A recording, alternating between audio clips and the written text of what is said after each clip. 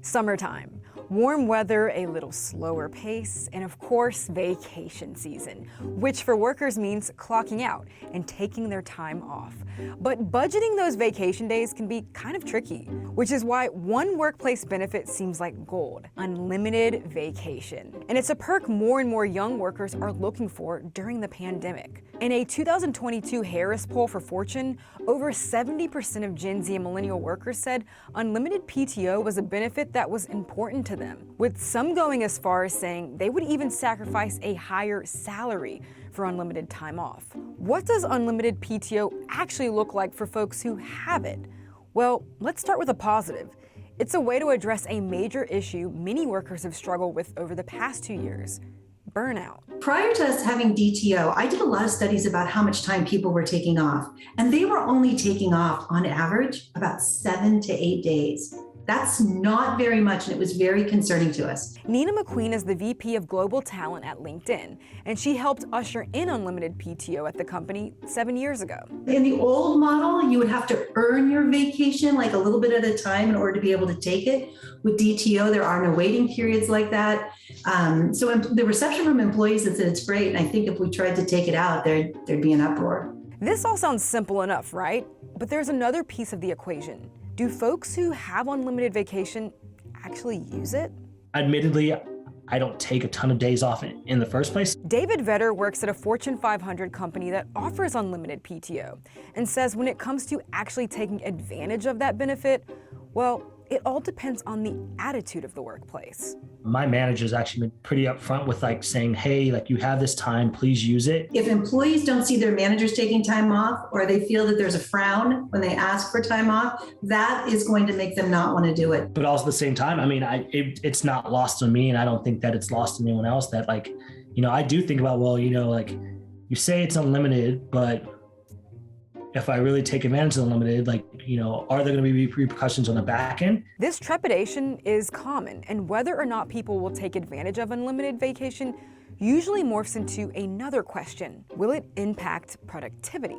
When companies use unlimited vacation policies, it is true that people take more days off, but they also work harder. Yvonne Baranki is a professor of management at the Wharton School of Business who studies workplace behavior.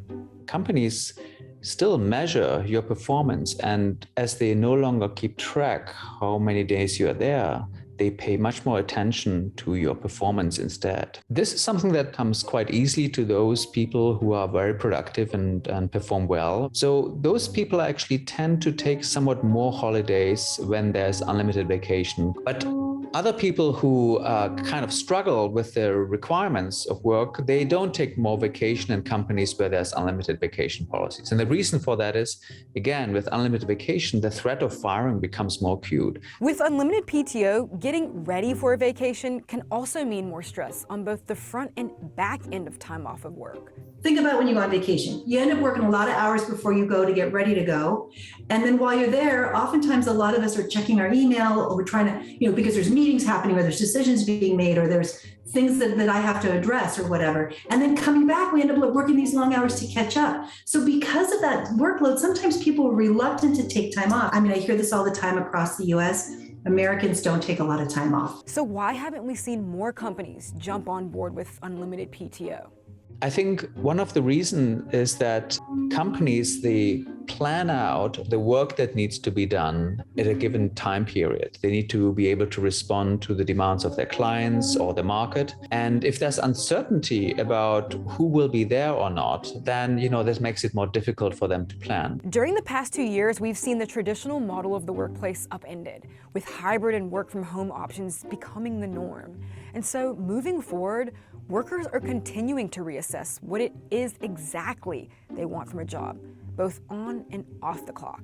When I look at the pandemic and what I've taken from it is that it's made me really reevaluate what's important to me. And this whole tallying days that you have for sick days, vacation days, time stamping when you're going in, checking off when you're going out, this regulation is not where you are anymore.